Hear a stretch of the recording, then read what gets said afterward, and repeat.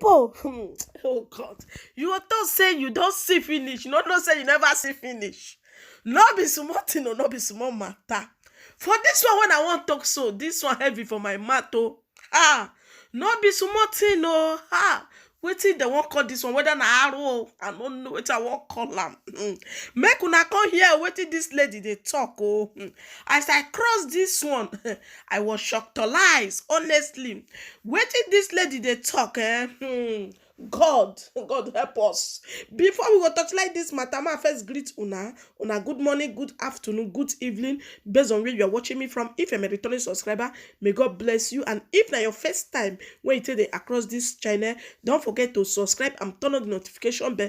Anytime I upload, you'll be notified. Okay, my country people, where did this lady they talk heavy for my mouth, whether I use my mouth to talk or not? No be small thing. Where did this lady they talk? Na arrow, na this lady they talk. He say his son, say he the member, say his son, say he with his son, say that they do the thing, na his son, na he they take him, they use his son, they remember his so something like that, say na his son, na he they wire him, hey, your son, when you use your body to born, you know, the same blood.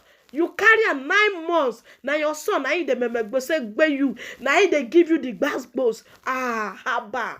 My people, make una come judge this one, Make una come here, I don't know what I want to talk for inside this one, Whether na end time, now we do, I not come understand, The thing I was shocked to lies, Waiting this lady they talk, Honestly, I was shocked to lies. For this interview, when they interview this lady, this one, so I'm short of words. Honestly, I don't know what I want to talk again. I'm confused because when they use math, they talk, I don't understand. They talk say na pecan, na they give am basketballs, the back, the tomatoes, na they chop the contours. Haba. Our people say arrow. No one arrow. This one na arrow. What it be this one? Make una watch. May not come be say I too talk, but this one, it get as a beef for my body. I was shocked to lies, make una regade. Recently, I had it with my own son. You had sex with your own son? Own son, yeah. How did it happen?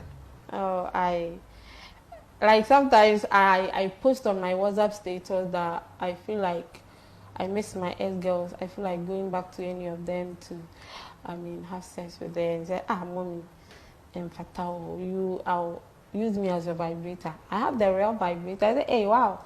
And what is your real vibrator? Is that the natural vibrator? That is the penis.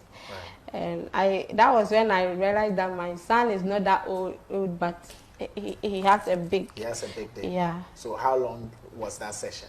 It was just once. But he has been calling me and telling me, oh, mommy, I've missed you, so anytime you need me, I can come and make you happy. You can come and make... Did you enjoy it?